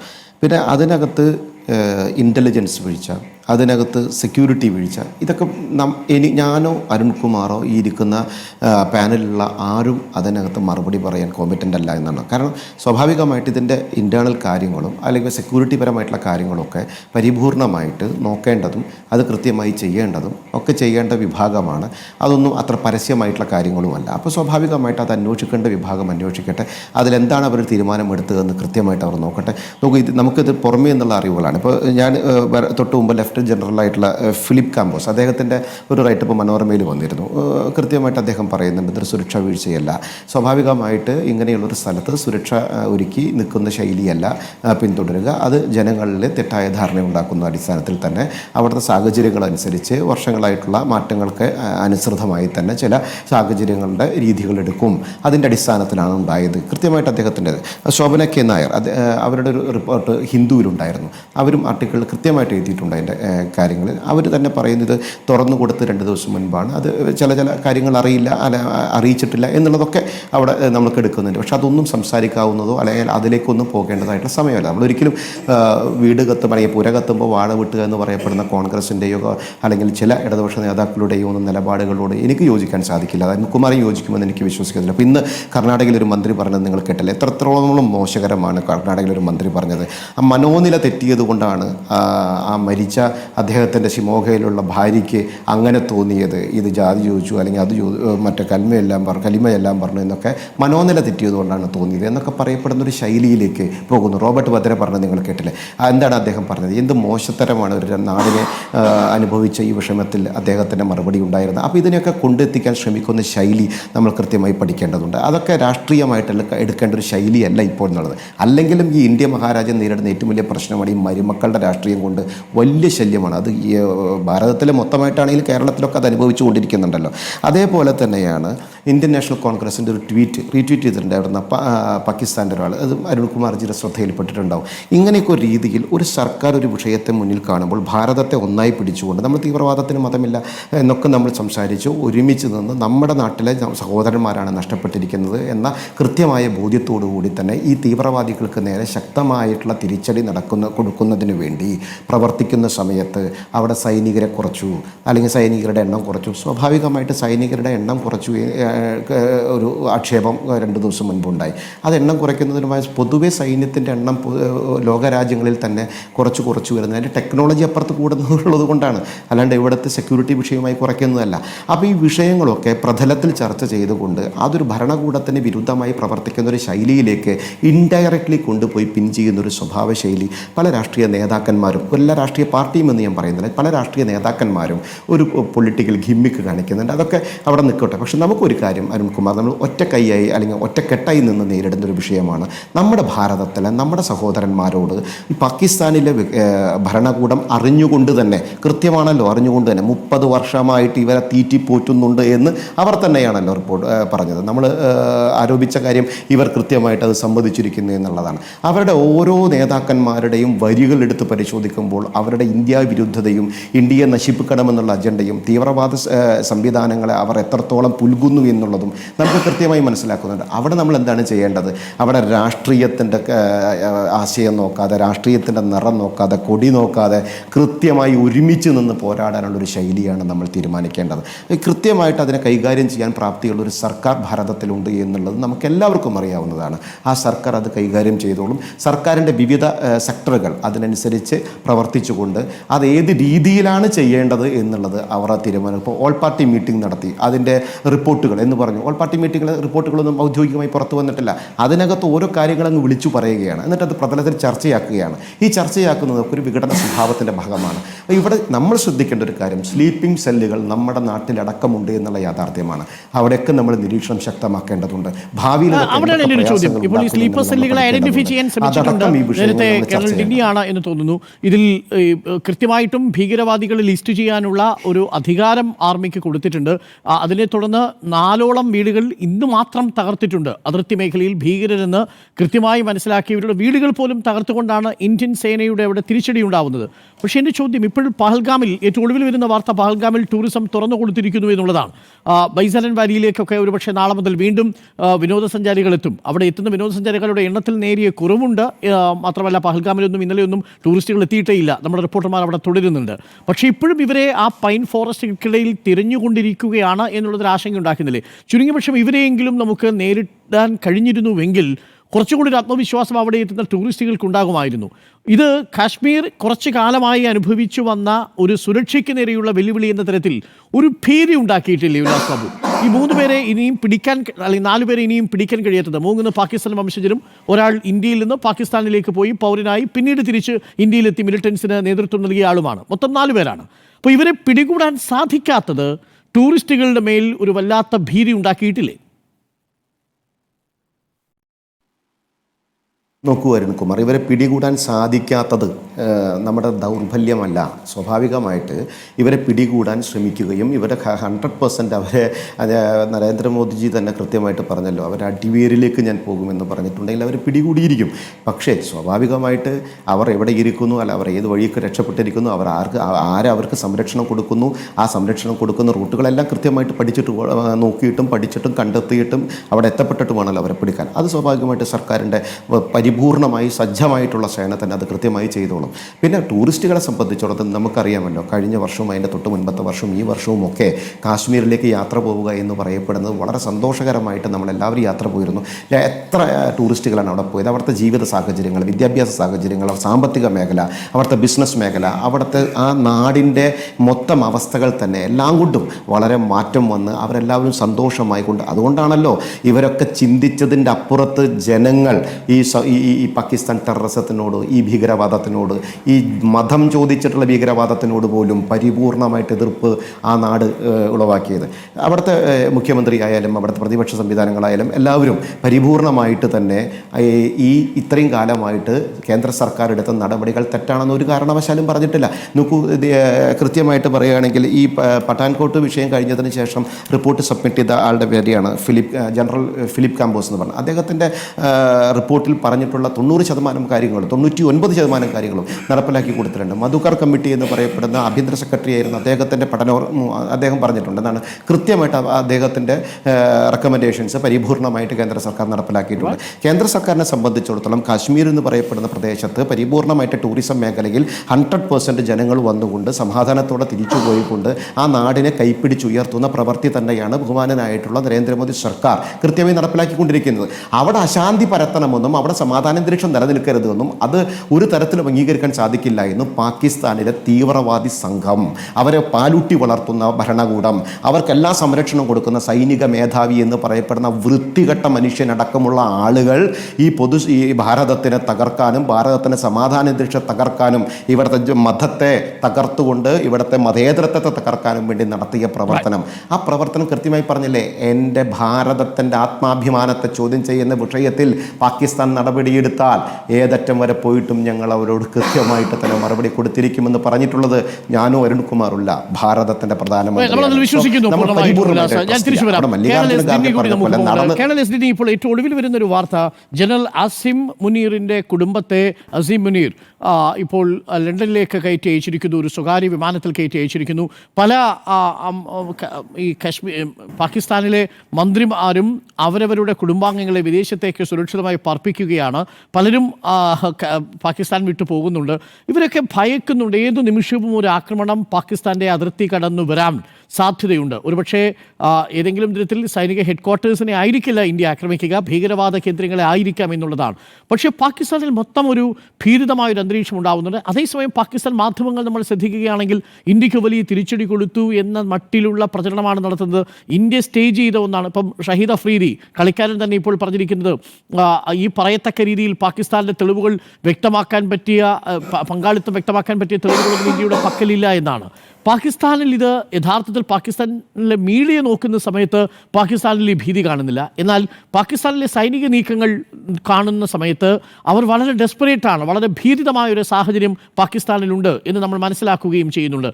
യഥാർത്ഥത്തിൽ ഇനി മുന്നോട്ട് എന്ത് എന്ന ചോദ്യത്തിന് ഒരു മിലിറ്ററി, താങ്കൾ പറഞ്ഞതുപോലെ നിയന്ത്രിതമായിട്ടുള്ള സൈനിക നീക്കമാണ് മുന്നിലുള്ളത് എന്ന് പാകിസ്ഥാൻ കാണുന്നുണ്ട്.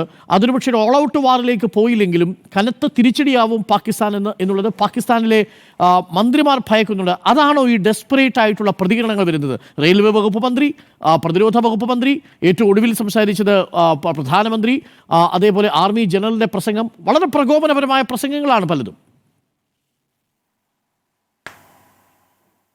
ഡോക്ടർ അരുൺ, ഇത് നമ്മൾ 3 കാര്യങ്ങൾ ഞാൻ അതിനകത്ത് പറയാം. നമുക്ക് ഒന്ന്, പാകിസ്ഥാൻ്റെ ഈ ഒരു പാറ്റേൺ അതൊരു വ്യത്യസ്തമായിട്ട് പാറ്റേൺ അല്ല. അതായത് അവർ ഇതുപോലത്തെ ഭീകരവാദം ചെയ്യും, പിന്നെ പറയും നമ്മളല്ല ചെയ്ത്, പിന്നെ പറയും ഇന്ത്യ തന്നെയാണ് ചെയ്ത്, പിന്നെ ലോക രാജ്യങ്ങളുടെ അടുത്ത് പറയും ഓക്കെ നമുക്കിനി ഒരു ജോയിൻറ്റ് ഇൻവെസ്റ്റിഗേഷൻ ചെയ്യാം, പിന്നെ ഇത് കഴിഞ്ഞ് 4ാമത്തെ പറയും ഇനി ഒരു ജോയിൻറ്റ് മീഡിയേഷൻ ചെയ്യാം. ഇപ്പോൾ തന്നെ ഞാൻ ന്യൂസ് കാണുമായിരുന്നു, അവർ ഇറാൻ്റെ ഭാഗത്ത് നിന്ന് എന്തെങ്കിലും ഒരു സപ്പോർട്ട് കിട്ടുമോ, സൗദി അറേബ്യ അല്ലെങ്കിൽ UAE ഇതിനകത്ത് ഇടപെടുമോ, അമേരിക്ക ഇതിനകത്ത് ഇടപെടുമോ എന്നുള്ള രീതിയിലേക്ക് അവരുടെ ഒരു ചർച്ച പോകുന്നു. അപ്പോൾ ഇത് ഒരു സെറ്റ് പാറ്റേൺ ആണ്. എപ്പോഴും അവർ ഇങ്ങനെ തന്നെയാണ് ചെയ്യുന്നത്. മുംബൈ ആയാലും ശരി, പഠാൻകോട്ട് ആയാലും ശരി, ഊരി ആയാലും ശരി, പുൽവാമ ആയാലും ശരി, ഇതാണ് അവരുടെ സെറ്റ് പാറ്റേൺ. കാർഗിൽ യുദ്ധം നടന്നപ്പോഴും അവർ ഇതിനെ എഗ്രി ചെയ്തില്ലായിരുന്നു. അവരുടെ സ്വന്തം ജവാന്മാർ മരിച്ചു വീണ് കഴിഞ്ഞിട്ട് പോലും അവരുടെ നവാസ് ഷെരീഫിന് അറിയത്തില്ലായിരുന്നു സൈന്യമാണ് ചെയ്തതെന്ന്. സോ ഇതൊരു ഓൾഡ് പാറ്റേൺ ആണ്. 2ാമത്തെ കാര്യം, അങ്ങ് ഫസ്റ്റ് ചോദിച്ച കാര്യം, ഈ അവരുടെ ഉള്ളിൽ ഭയമുണ്ടോ? ഭയം ഉണ്ട് ഡോക്ടർ അരുൺ. അതിൻ്റെ കാരണം എന്ന് വെച്ച് കഴിഞ്ഞാൽ ഞാൻ പറഞ്ഞത് സർജിക്കൽ സ്ട്രൈക്ക് അല്ലെങ്കിൽ ഒരു മിലിറ്ററി ഓപ്പറേഷൻ. സർജിക്കൽ സ്ട്രൈക്ക് എന്ന് പറഞ്ഞാൽ may be wrong word, because ഇപ്പോൾ നമ്മൾ ചെയ്യാൻ പോകുന്ന വേറെ രീതിയിലുള്ള കാര്യമായിരിക്കും. പക്ഷെ ഒരു മിലിറ്ററി കാര്യം ഉണ്ടാവും എന്നുള്ളതിനകത്ത് അവർക്ക് യാതൊരു സംശയമില്ല. പക്ഷെ അവർ വേറൊരു കാര്യവും ഭയക്കുന്നുണ്ട്. അതെന്താണെന്ന് വെച്ച് കഴിഞ്ഞാൽ, ഇപ്പം ഇന്ന് പാകിസ്ഥാൻ്റെ ഉള്ളിൽ നമുക്ക് പല കാര്യങ്ങളും ചെയ്യാൻ പറ്റും എന്ന് നമ്മൾ പലപ്പോഴും തെളിയിച്ചിട്ടുമുണ്ട്. അപ്പം ഈ നമ്മളെ കുടുംബ അംഗങ്ങളെ അവർ വേദനിപ്പിച്ചിട്ടുണ്ടെങ്കിൽ അവരുടെ കുടുംബാംഗങ്ങൾക്കും പലതും സംഭവിക്കാം എന്നുള്ളൊരു പേടി അവരിലുള്ളൂ. കാരണം ഇന്ന് ബലൂചിസ്ഥാൻ കത്തുകയാണ്, പഷ്തൂൺ കത്തുകയാണ്, ഇനി സിന്ധ് പ്രൊവിൻഷ്യൽ കത്തുകയാണ്. അഫ്ഗാൻ താലിബാൻ പോലും പറയുകയാണ് പാകിസ്ഥാനാണ് ഞങ്ങളെ രാജ്യത്ത് വന്ന് ഇത്രയും പ്രശ്നങ്ങൾ ഉണ്ടാക്കുന്നത്. സോ എപ്പോൾ എവിടെ വേണമെങ്കിലും പൊട്ടിത്തെറി നടക്കാമെന്നുള്ളത് അവർക്ക് നന്നായിട്ട് അറിയാം. On an average 7 Pakistanis every day ഈ ഭീകരവാദത്തിൻ്റെ ഇരയാവുകയാണ്. അപ്പം അവരുടെ തന്നെ സ്വന്തം കുടുംബാംഗങ്ങളെ രക്ഷിക്കാൻ വേണ്ടിയുള്ള ഒരു ശ്രമമാണ്. അതുപോലെ തന്നെ ഇന്ന് ഈ പാകിസ്ഥാൻ ടോപ്പ് ആർമി ഈ ആർമിയിൽ തന്നെ ക്ലിയർ ഡിവിഷൻ ഉണ്ട്. ഒരു സെറ്റ് ഓഫ് ആർമി ഓഫീസേഴ്സും ജവാൻസും ഇമ്രാൻഖാൻ്റെ കൂടാണ്, ഒരു സെറ്റ് മാത്രമാണ് ഈ ജനറൽ ആസിഫ് മുനീറിൻ്റെ കൂടെ. അപ്പോൾ അവരുടെ ഉള്ളിൽ തന്നെ ക്ലിയർ ഡിവിഷൻ ഉണ്ട്. പല ആർമി ഓഫീസേഴ്സും ഈ പാകിസ്ഥാൻ ആർമി ചീഫ് ചെയ്യുന്നതിനകത്ത് യോജിക്കുന്നില്ല. കാരണം അവർ പറയാണ് നിങ്ങൾ പാകിസ്ഥാനെ വീണ്ടും വലിയ രീതിയിലേക്ക് തള്ളിവിടുകയാണ്, ദുരന്തത്തിലേക്ക് തള്ളിവിടുകയാണെന്ന് പറയാണ്. ആ ആസിഫ് മുനീറിന് സ്വന്തം നിലനിൽപ്പിന് വേണ്ടി ചെയ്ത ഒരു കൃത്യമാണെന്നുള്ള എത്രയോ ആർട്ടിക്കിൾസ് ഇന്ന് റിട്ടയർഡ് ആയിട്ടുള്ള ആർമി ഓഫീസേഴ്സ് എഴുതിയിട്ടുണ്ട്, പാകിസ്ഥാൻ്റെ തന്നെ എഴുതിയിട്ടുണ്ട്. അപ്പോൾ ഇതാണ് ഇനി എന്തുകൊണ്ട് ചിലവർ പറയുന്നതെന്ന് വെച്ച് കഴിഞ്ഞാൽ, ഇപ്പോൾ ഷാഹിദ് അഫ്രീദി ആയാലും ശരി, ഇപ്പോൾ ചില ന്യൂസ് പേപ്പർ അവർക്ക് അവിടെ ജീവിക്കണമെങ്കിൽ അല്ലെങ്കിൽ അവർക്ക് അവിടെ എന്തെങ്കിലുമൊക്കെ നേടണമെങ്കിൽ അവർ ഈ പാകിസ്ഥാൻ ആർമിയെ സ്തുതി പാടിയേ പറ്റൂ. അതുകൊണ്ടാണ് അവരത് ചെയ്യുന്നത്. അപ്പം ഷാഹിദ് അഫ്രീദിയിലേക്ക് പഴയ ട്രാക്ക് റെക്കോർഡ് തന്നെ നമുക്കറിയാം. പാക് ഓക്യുപ്പൈഡ് കശ്മീരിൽ വന്നിട്ടും പല പ്രകടനമായിട്ടുള്ള കാര്യങ്ങളൊക്കെ പറഞ്ഞിട്ടുണ്ട്. അപ്പം അത് നമ്മൾ കാണേണ്ട ആവശ്യമില്ല. പാകിസ്ഥാൻ ഇന്നൊരു ഡിവൈഡഡ് സൊസൈറ്റിയാണ്. പാകിസ്ഥാൻ ആർമി ഒരു ഡിവൈഡഡ് ആർമിയാണ്.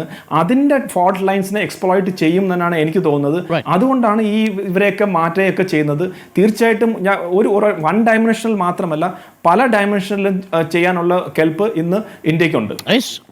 തിരിച്ചടിക്ക് തയ്യാറെടുക്കുകയാണോ ഇന്ത്യ എന്നാണ് ചോദ്യം. ഡോക്ടർ എ സമ്പത്ത് മുൻ MP CPM പ്രതിനിധി, advocate TS Ullas Babu BJP പ്രതിനിധി, ambassador KP Fabian, doctor G Gopakumar, ഒപ്പം കേണൽ S ഡിന്നി എന്നിവരാണ് നമുക്ക് പങ്കുവച്ചത്. ഡോക്ടർ G ഗോപകുമാർ, ഞാൻ ഈ ജനറൽ അസീം മുനീറിൻ്റെ പ്രസംഗത്തെക്കുറിച്ച് വായിക്കുകയായിരുന്നു. അതായത് ഈ 22-ാം തീയതി അറ്റാക്ക് നടക്കുന്നതിന് മുമ്പ് അസീം മുനീർ നടത്തിയ പ്രകോപനപരമായൊരു പ്രസംഗമുണ്ട്. ആ പ്രസംഗത്തിൽ കശ്മീരിനെ കുറിച്ചും ഈ 2 നേഷൻ തിയറിയെക്കുറിച്ചും അത് വീണ്ടും ആ ചർച്ചകൾ സജീവമാക്കേണ്ടതിനെക്കുറിച്ചും ഹിന്ദുവും മുസൽമാനും ഒരിക്കലും ചേർന്നു പോകാത്ത ശക്തികളാണ് എന്നതിനെക്കുറിച്ചും ഒക്കെ വലിയ രീതിയിൽ പ്രകോപനപരമായ പ്രസംഗം നടത്തിയിട്ടുണ്ട്. നേരത്തെ ഡിന്നി പറഞ്ഞതുകൂടി കൂട്ടി വായിക്കുമ്പോൾ പാകിസ്ഥാൻ ആർമിയിലുള്ള ഈ ഭിന്നതയിൽ അസീം മുനീർ നടത്തിയ പ്രസംഗവും ആ പ്രസംഗത്തെ തുടർന്ന് റെസിസ്റ്റൻസ് ഫ്രണ്ട് ഏറ്റെടുത്ത ഈ കൂട്ടക്കുരുതിയും യഥാർത്ഥത്തിൽ പാകിസ്ഥാനിലെ സൈനിക വിഭാഗങ്ങൾക്കിടയിൽ നിൽക്കുന്ന അന്തഛിദ്രങ്ങൾക്ക് ഒരു ആഭ്യന്തര കലാപത്തിൻ്റെ തുടർച്ചയെന്ന് വേണമോ മനസ്സിലാക്കാൻ? അങ്ങനെയാണെങ്കിൽ കൂടുതൽ അപകടകരമാണ്. കാരണം ഒരു സൈനിക നിയന്ത്രണവുമില്ലാത്ത പാകിസ്ഥാൻ, ISI, ലഷ്കർ ഇ തോയ്ബ, ഈ റെസിസ്റ്റൻസ് ഫ്രണ്ട്, ഈ വലിയ നെറ്റ്വർക്ക് എന്തു വേണമെങ്കിലും ചെയ്യും, ഒരു നിയന്ത്രണവുമില്ലാതെ, സിവിലിയൻ ഗവൺമെൻറ്റിന് നിയന്ത്രണമില്ലാതെ. നമുക്ക് കിട്ടുന്ന വിവരങ്ങളനുസരിച്ച് പാകിസ്ഥാൻ വളരെ അപകടത്തിലുള്ള സ്ഥിതിയിലാണ്. പ്രധാനമായും സാമ്പത്തിക പ്രതിസന്ധി പാകിസ്ഥാനെ വല്ലാതെ വിഷമത്തിലാക്കി. അതോടൊപ്പം രാജ്യത്തിനകത്ത് ഏകീകരണത്തിനുള്ള സാഹചര്യങ്ങൾ വല്ലാണ്ട് നശിക്കുകയും അതോടൊപ്പം തന്നെ പട്ടാളത്തിനകത്ത് ഈ വരുന്ന അഭിപ്രായ വ്യത്യാസമെല്ലാം ചൂണ്ടിക്കാണിക്കുന്നത് ഒറ്റക്കെട്ടായി പാകിസ്ഥാന് പോകാൻ ഇനി പറ്റുന്നില്ല. നമ്മളിവിടെ ചർച്ച ചെയ്ത പോലെ ബലൂചിസ്ഥാനിലെ പ്രശ്നം, പഖ്തൂണിലെ പ്രശ്നം, അതോടൊപ്പം തന്നെ പാകിസ്ഥാൻ താലിബാൻ്റെ ആക്രമണം, ഇതെല്ലാം കൊണ്ട് വളരെ ബുദ്ധിമുട്ടി അക്രമത്തിലും തീവ്രവാദത്തിലും ദേശീയ അനൈക്യത്തിലുമെല്ലാം വല്ലാണ്ട് ഉഴലുന്ന ഒരു രാജ്യത്തിന് ഒരു പട്ടാള വിപ്ലവം നടന്നാൽ അതിൽ അത്ഭുതപ്പെടാനില്ല. ഈ സമയത്ത് പട്ടാള മേധാവി മുനീർ അത് പറഞ്ഞതിൻ്റെ പ്രധാന ഉദ്ദേശം എന്താണ്? ജനങ്ങളുടെ വിശ്വാസം, ദേശീയത കത്തി ആളിച്ച് കൊണ്ടുവരിക. കാരണം എന്താണ് പാകിസ്ഥാൻ്റെ ദേശീയത? ഇന്ത്യ വിരുദ്ധത. പക്ഷേ പുതിയ തലമുറയ്ക്ക് അതുപോലുള്ളൊരു ഇന്ത്യ വിരുദ്ധത ഉണ്ടോ എന്നുള്ളത് നമുക്ക് അറിയില്ല. പക്ഷേ പഴയ തലമുറ, ആദ്യത്തെ 3 തലമുറയ്ക്കുണ്ടായിരുന്നു, അത് നമുക്ക് മനസ്സിലാക്കാവുന്നതേ ഉള്ളൂ. ഈ പുതിയ ചെറുപ്പക്കാർക്ക് അതുപോലൊരു വിരോധം ഇന്ത്യയെടുത്ത് പഴയതുപോലെ ഉണ്ടോ എന്നെനിക്ക് തോന്നുന്നില്ല. പക്ഷേ ഇന്ത്യ വിരുദ്ധത പറഞ്ഞാലേ പട്ടാളത്തിന് നിൽക്കാൻ കഴിയുള്ളൂ. നമ്മൾ കണ്ടിട്ടുണ്ട് പാകിസ്ഥാനിലെ മുഷറഫ് മുതൽ അതിന് മുമ്പുള്ള മേധാവികൾ അയ്യൂബ് ഖാൻ്റെ കാലം തൊട്ട് നോക്കിക്കഴിയുമ്പോൾ അവരെല്ലാം ഇന്ത്യ വിരുദ്ധത മുതലാക്കി വിദേശത്ത് നിന്ന് ആയുധങ്ങൾ വാങ്ങി ശേഖരിച്ച് പിന്നീട് ശീതസമരത്തിന് അമേരിക്കയെ പിന്താങ്ങുന്ന കുൽസിത പ്രവർത്തനങ്ങൾ ചെയ്ത് അതോടൊപ്പം തന്നെ തീവ്രവാദത്തിന് വളക്കൂറുള്ള മണ്ണാക്കി അവസാനം അമേരിക്കയ്ക്ക് തന്നെ റാവൽപിണ്ടിയിൽ വന്ന് ഒസാമ ബിൻ ലാഡനെ നശിപ്പിക്കേണ്ടി വന്നു. അപ്പോൾ ഇതെല്ലാം കാണിക്കുന്നത് പാകിസ്ഥാന് വലിയ ഭാവിയില്ല എന്നുള്ളതാണ്. പക്ഷേ ഇത് പറയുമ്പോഴും നമുക്ക് ദുഃഖമുണ്ടാകുന്നത് പാകിസ്ഥാൻ ഇനിയും ചിന്നിച്ചിതറിപ്പോയാൽ, ഇവിടെ ചർച്ചയിൽ കാണിച്ചതുപോലെ ഒരു പട്ടാള വിപ്ലവം നടക്കുകയോ പാകിസ്ഥാൻ്റെ ഏതെങ്കിലും ഒരു ഭാഗം ബലൂചിസ്ഥാനോ വല്ലതും ചിതറിപ്പോവുകയൊക്കെ ചെയ്താൽ ഇനി നമുക്ക് മിഡിൽ ഈസ്റ്റിൽ ഉള്ളതുപോലെ അനേകം തീവ്രവാദ കൊച്ചു രാജ്യങ്ങളുണ്ടായാൽ ഇന്ത്യൻ ഉപഭൂഖണ്ഡത്തിന് വലിയ പ്രശ്നമുണ്ടാകും. വ്യക്തിപരമായിട്ട് നമ്മൾ അരുണിനെ ഓർക്കുന്നുണ്ടാവും, ഞങ്ങൾ ക്ലാസ്സിലൊക്കെ പറഞ്ഞിട്ടുള്ള കാര്യമാണ്. ഒരു സിവിൽ സൊസൈറ്റി പാകിസ്ഥാനിൽ ശക്തി ആർജിക്കുകയും ഒരു മിഡിൽ ക്ലാസ് അവിടുത്തെ എക്കോണമിയെ നയിക്കുകയും അതുവഴി ജനാധിപത്യം വരികയും ചെയ്താൽ അതിൽ ഏറ്റവും സന്തോഷിക്കേണ്ട രാജ്യം ഇന്ത്യയാണ്. പക്ഷേ ഭാരതത്തിന് അതിന് സന്തോഷിക്കാനുള്ള ഒരു സാഹചര്യവും പാകിസ്ഥാൻ ഉണ്ടാക്കുന്നില്ല എന്ന് മാത്രമല്ല, തുടങ്ങിയത് മുതൽ 47 ഒക്ടോബറിൽ ഇന്ത്യയെ ട്രൈബൽ ആൾക്കാരെ കൊണ്ട് ആക്രമിച്ചു എന്ന് പറഞ്ഞ് ആ വേഷത്തിൽ വന്ന പാകിസ്ഥാൻ പട്ടാളക്കാർ, ആ റെഗുലർ പട്ടാളക്കാർ അന്ന് മുതൽ പാകിസ്ഥാൻ നടത്തിയ ഓരോ ശ്രമങ്ങൾ, അത് കാർഗിലാകട്ടെ, അതല്ലെങ്കിൽ സിയാൽകോട്ടിലും ഉറിയിലും നടത്തിയ ആക്രമണങ്ങളാകട്ടെ, ഇതെല്ലാം കാണിക്കുന്നത് കാശ്മീർ എന്ന് പറയുക. എന്താണ് യഥാർത്ഥത്തിൽ പാകിസ്ഥാൻ കാശ്മീരിലെ ജനങ്ങളോടല്ല സ്നേഹം. കാശ്മീരിൽ നിന്ന് കിട്ടാവുന്ന ജലം അതവർക്ക് സമ്പദ്ഘടനയ്ക്ക് നന്നാക്കാൻ ഗുണം ചെയ്യുമോ എന്നാണ്. പക്ഷേ അവിടെ ഈ നമുക്ക് കിട്ടിയതുപോലെ വലിയ ശക്തമായ നേഷൻ ബിൽഡേഴ്സ് അവിടെ ഇല്ല. അങ്ങനെ ഉണ്ടായിരുന്നെങ്കിൽ അവർ പറയുമായിരുന്നു ഇന്ത്യയുമായിട്ട് സംഘടനത്തിലല്ല പോകേണ്ടത്, നല്ലൊരു അലയൻസിലാണ് പോകേണ്ടത്. അതിന് വരെ ശക്തമായ ദേശീയ വിരോധം ഇന്ത്യക്കെതിരെ കാണിച്ച് അതുവഴി ഒരു ദേശീയ ഐക്യം കൃത്രിമമായി സൃഷ്ടിക്കുന്ന മുനീറിൻ്റെ നടപടി അപലീനമാർത്ത മാത്രമല്ല, അതൊട്ടും വിജയിക്കത്തില്ല. കേണൽ ഡിനി പറഞ്ഞ പോലെ അവിടെ ഒരു പട്ടാള വിപ്ലവം നടക്കുകയാണെങ്കിൽ അത് വീണ്ടും വലിയൊരു ക്രൈസിസിലേക്ക് പോകുമെന്നാണ് മനസ്സിലാക്കേണ്ടത്. ഒരു ഇടവേളയ്ക്ക് ശേഷം ശക്തമായ തിരിച്ചടിക്ക് തയ്യാറെടുക്കുകയാണോ ഇന്ത്യ എന്നുള്ളതാണ് പ്രധാനപ്പെട്ട ചോദ്യം. ഞാൻ ഉല്ലാസ് വളരെ പോസിറ്റീവായ ഒരു റെസ്പോൺസ് ഈ സ്റ്റേറ്റിന്റെ ഭാഗത്തു നിന്ന് നമ്മൾ കണ്ടത്, നമ്മുടെ രാജ്യത്തിന്റെ ഭാഗത്തു നിന്ന് കണ്ടത്, പ്രകോപനപരമായ പ്രസംഗം നടത്തുകയാണ് പാകിസ്ഥാൻ ആർമി ജനറൽ ഈ അസീം മുനീർ. പ്രകോപനപരമായ പ്രസംഗമാണ് നടത്തുന്നത് ബിലാവൽ ഭൂട്ടോ, പാകിസ്ഥാനിലെ പ്രതിപക്ഷ നേതാവ്. സിന്ധുവിലൂടെ വെള്ളമൊഴുക്കിയില്ലെങ്കിൽ രക്തമൊഴുക്കുമെന്ന് പറയുന്നു. അതേപോലെ അവിടുത്തെ റെയിൽവേ വകുപ്പ് മന്ത്രി അവരുടെ റെയിൽവേ സംവിധാനങ്ങളെല്ലാം ആർമിക്ക് വിട്ടുകൊടുക്കാൻ തയ്യാറാണ്, അവിടെയുള്ള ആയുധങ്ങളൊന്നും കാഴ്ചയ്ക്ക് വേണ്ടിയുള്ളതല്ല, അത് പ്രയോഗിക്കാൻ വേണ്ടിയുള്ളതാണെന്ന് പ്രകോപനപരമായ പ്രസംഗം നടത്തുന്നു. അതേപോലെ ഖ്വാജ ആസിഫ് അവിടുത്തെ പ്രതിരോധ വകുപ്പ് മന്ത്രി ആണവ പോർമുനകളെക്കുറിച്ച് ഇന്ത്യയെ ഭയപ്പെടുത്തുന്നു. പക്ഷെ നോക്കൂ, ഈ നിമിഷം വരെയും ഇന്ത്യ പാകിസ്ഥാൻ ഉദ്ദേശിച്ച രീതിയിൽ പ്രതികരിച്ചിട്ടില്ല എന്നുള്ളതാണ് ഏറെ സന്തോഷകരമായ കാര്യം. അതായത് ഇന്ത്യയിൽ തന്നെ ഒരു ബലൂചിസ്ഥാനിലുള്ളതുപോലെ തന്നെ ഒരു ആഭ്യന്തര കലഹമുണ്ടാക്കാനുള്ള പാകിസ്ഥാൻ്റെ നീക്കത്തിന് ഇന്ത്യ കീഴ്പ്പെട്ടു പോയിട്ടില്ല. പ്രധാനമന്ത്രി തന്നെ ഹിന്ദു മുസൽമാൻ എന്ന വാക്ക് പ്രയോഗിച്ചിട്ടേയില്ല. ദത്താത്രേയ ഹോസബളയുടെ ഒരു സ്റ്റേറ്റ്മെൻറ്റ് ഞാൻ വായിക്കുകയായിരുന്നു. അതിൽ തന്നെ പറയുന്നത് ടൂറിസ്റ്റുകൾ എന്നാണ് പറഞ്ഞിരിക്കുന്നത്. ഒരു കമ്മ്യൂണൽ ആംഗിൾ കൊണ്ടുവന്ന് ഈ രാജ്യത്ത് BJP ഭരിക്കുന്ന ഒരു സാഹചര്യത്തിൽ മുസ്ലിം ന്യൂനപക്ഷ അല്ലെങ്കിൽ ഒരു ഇസ്ലാമോഫോബിയ പരത്താനുള്ള ഒരു നീക്കമാണ് യഥാർത്ഥത്തിൽ നമ്മൾ പരാജയപ്പെടുത്തിയത്. അത് യഥാർത്ഥത്തിൽ പാകിസ്ഥാനുള്ളൊരു വലിയ പാഠം കൂടിയല്ലേ? തകരില്ല നമ്മൾ, തകർക്കാനാവില്ല നമ്മൾ എന്ന സന്ദേശം. 100% ഡോക്ടർ അരുൺകുമാർ, നമ്മൾ ആ ഉത്തരവാദിത്തം ഭാരതീയർ ഓരോരുത്തരും ഏറ്റെടുത്തത് കൊണ്ടാണല്ലോ അതിനകത്ത് മതം ചോദിച്ചവരോടും അല്ലെങ്കിൽ ആ മതം ചോദിച്ചവർ നടത്തിയിട്ടുള്ള പ്രവർത്തനത്തിനോടും അതുമ കയറി കടിക്കണ്ട, നമ്മളെ തകർക്കാൻ ഉദ്ദേശിക്കുന്ന അവരുടെ ശൈലിയിൽ നമ്മൾ ആരും പിടിക്കണ്ട എന്നുള്ളത് കൃത്യമായിട്ട് എല്ലാ വിഭാഗം ജനങ്ങളും അതങ്ങനെ തന്നെയാണ് തീരുമാനിച്ചത്. പണ്ട് കാർഗിൽ യുദ്ധം നടന്ന സമയത്ത് അത് ആർമിയുടെ കുറ്റമാക്കി എടുത്തിട്ടുള്ള രാഷ്ട്രീയ സംവിധാനമുണ്ട്. പഠാൻകോട്ട് നടന്നപ്പോൾ അത് ആർമിയുടെ മേത്തേക്ക് പോയിട്ടുണ്ട്. ഈ 26/11 വന്ന സമയത്ത് അത് എന്താ അന്ന് പറഞ്ഞത്, ഹിന്ദു ധർമ്മവാല ആതങ്കവാദിയോ എന്നൊക്കെ പറഞ്ഞിട്ട് ഈ മറ്റേ ദിഗ്വിജയ് സിംഗ് പറഞ്ഞിട്ടുണ്ട് ഈ അജ്മൽ കസബനെ പിടിച്ച സമയത്ത്. പക്ഷെ അപ്പോഴൊക്കെ അതിന് BJP എടുത്ത സ്റ്റാൻഡ് നിങ്ങൾക്ക് വളരെ കൃത്യമായിട്ട് അറിയാം. ഈ സംവിധാനത്തിലും കേന്ദ്ര സർക്കാർ എടുത്ത സ്റ്റാൻഡ് വളരെ കൃത്യമായിട്ട് അറിയാം. പാകിസ്ഥാൻ എന്ന് പറയപ്പെടുന്ന രാജ്യം, അവർ ഞാൻ പറഞ്ഞില്ലേ കുരയ്ക്കും പട്ടി കടിക്കില്ല എന്ന് പറഞ്ഞ പോലെ അവറ്റകൾ ഇങ്ങനെ കുരച്ചുകൊണ്ടേയിരിക്കും. അവർക്ക് കഴിക്കാൻ കൊടുക്കാൻ പറ്റില്ല. കഴിക്കാൻ കൊടുത്താൽ അതുകൊണ്ട് നമ്മുടെ നാട്ടിൽ വന്ന് എങ്ങനെ ദോഷകരമായി ഛർദ്ദിക്കാമെന്ന് നോക്കും. കുടിക്കാൻ കൊടുക്കാൻ പറ്റില്ല. കുടിക്കാൻ കൊടുത്തു കഴിഞ്ഞാൽ അത് എങ്ങനെ കൊണ്ടുപോകും, പുറത്തേക്ക് ഇവിടെ കൊണ്ടുവന്ന് ദോഷമാക്കാൻ നോക്കും. ഇനി ആരോഗ്യം കൊടുക്കാൻ പറ്റില്ല, മരുന്ന് കൊടുക്കാൻ പറ്റില്ല. മരുന്ന് കൊടുത്തു കഴിഞ്ഞാൽ ആ ആരോഗ്യം വെച്ച് എങ്ങനെ ഒരു ഗണ്ണും പിടിച്ച് 4 വെടിവെക്കാമെന്ന് ഇവർ ആലോചിച്ചു കൊണ്ടിരിക്കും. ഇങ്ങനൊരു തലച്ചോറിനകത്തെ തീവ്രവാദവും മതവും നിറഞ്ഞു നിന്ന് ഇന്ത്യയോട് വെറുപ്പ് കൊണ്ട് മാത്രം ഇത് നശിപ്പിക്കണമെന്ന ഉദ്ദേശത്തോടു കൂടി മാത്രം നടക്കുന്നൊരു വിഭാഗമായിട്ട് ഈ ലോകരാഷ്ട്രങ്ങൾക്ക് പോലും ഏറ്റവും വിഷമകരമായിട്ടൊരു സംഭവമായിട്ട് ഈ പാകിസ്ഥാനും അവിടുത്തെ സൈനികരും അവിടുത്തെ സംവിധാനങ്ങളും ഒക്കെ മാറുമ്പോൾ സ്വാഭാവികമായിട്ട് അത് ആ രാജ്യവും അതിനകത്ത് ഈ തീവ്രവാദ സ്വഭാവമുള്ളവരും അതിനെ കൈകാര്യം ചെയ്യുന്ന സൈനികരും അതിനെ സംരക്ഷിക്കുന്ന അവിടുത്തെ ഭരണാധികാരികളും ഇല്ലായ്മ ചെയ്യപ്പെട്ടാൽ തന്നെയാണ് മനസമാധാനം എന്ന് പറയപ്പെടുന്നതുള്ളൂ. നമ്മളെ സംബന്ധിച്ച് നമ്മൾ ഡെവലപ്മെൻറ്റിന് വേണ്ടി ഓടുമ്പോൾ ലോകരാഷ്ട്രങ്ങളുടെ ഒപ്പത്തിനൊപ്പം നമ്മൾ മുന്നോട്ട് പോകുന്ന സമയത്ത് അവറ്റങ്ങൾ ഈ തീവ്രവാദം കൊണ്ട് നടന്ന് ഈ തോക്കും ഇതും കൊണ്ട് നടക്കുകയാണ്. 365 ദിവസം ഇന്ത്യയുടെ സൈന്യം കണ്ണ് തുറന്നിരിക്കുമ്പോൾ ഒരു ദിവസമാണ് ഇവന്മാർക്ക് ഈ കാര്യം ചെയ്യാൻ സാധിക്കുന്നത്. 365 ദിവസവും ഇന്ത്യൻ സേന കൃത്യമായിട്ട് തന്നെയാണ് നിൽക്കുന്നത്. ഒരു ദിവസം സ്വാഭാവികമായിട്ട് ഇവർക്ക് വിജയിക്കാൻ സാധിച്ചിട്ടുണ്ട്. പക്ഷേ ആ വിജയം എന്ന് പറയപ്പെടുന്ന അവരുടെ അടിവേരിറക്കുന്നതായിരിക്കും തിരിച്ചവർക്ക് കിട്ടുക എന്നുള്ള യാഥാർത്ഥ്യവും നമ്മൾ കൃത്യമായി മനസ്സിലാക്കണം. കേരളത്തിൽ ഞാൻ അരുൺകുമാറിനോട് പറയുന്നത് നമ്മളെല്ലാവരും നമ്മളെല്ലാവരും പ്രാർത്ഥിക്കേണ്ട ഒരു കാര്യമുണ്ട് മിസ്റ്റർ അരുൺകുമാർ. കസൂരി അടുത്ത കൊല്ലം ഏതെങ്കിലും ആനപ്പുറത്ത് കയറും എന്ന് നോക്കേണ്ട ഒരു അവസ്ഥയും കൂടി നമുക്കുണ്ട്. അത് കേരള സർക്കാർ കൃത്യമായി നോക്കണം. ആ സ്ലീപ്പിംഗ് സെൽ ഇവിടെ ഉണ്ടോ എന്നും കൂടി നോക്കേണ്ട ഒരു ഉത്തരവാദിത്വം നമുക്കുണ്ട്. അത് നമ്മൾ ഒറ്റക്കെട്ടായി തന്നെ അതിനെയും പ്രതിരോധിക്കണം എന്നുള്ളതാണ് എനിക്കൊരു അപേക്ഷ. തീർച്ചയായിട്ടും. Doctor A Sampath, advocate TS Ullas Babu, ambassador KP Fabian, doctor G Gopakumar, colonel S ഡിനി ചർച്ചയിൽ ചേർന്നതിന്. പാകിസ്ഥാൻ ഇല്ലാത്തതും ശക്തമായൊരു സിവിൽ സമൂഹമാണ്. അതുതന്നെയാണ് ഇന്ത്യയുടെ ആശങ്കയും. എന്ന് പാകിസ്ഥാനിൽ ഒരു ശക്തമായ സിവിൽ സമൂഹം ഉണ്ടാവുന്നു, പാകിസ്ഥാനിൽ എന്തൊരു മധ്യവർഗം അവരുടെ രാഷ്ട്രീയത്തെ നിയന്ത്രിച്ചു തുടങ്ങുന്നു, അവരുടെ ജനങ്ങൾ വികസനത്തെക്കുറിച്ച് സ്വപ്നം കാണുന്നു, അന്നേ നമുക്ക് സ്വസ്ഥമായി ഉറങ്ങാൻ കഴിയൂ.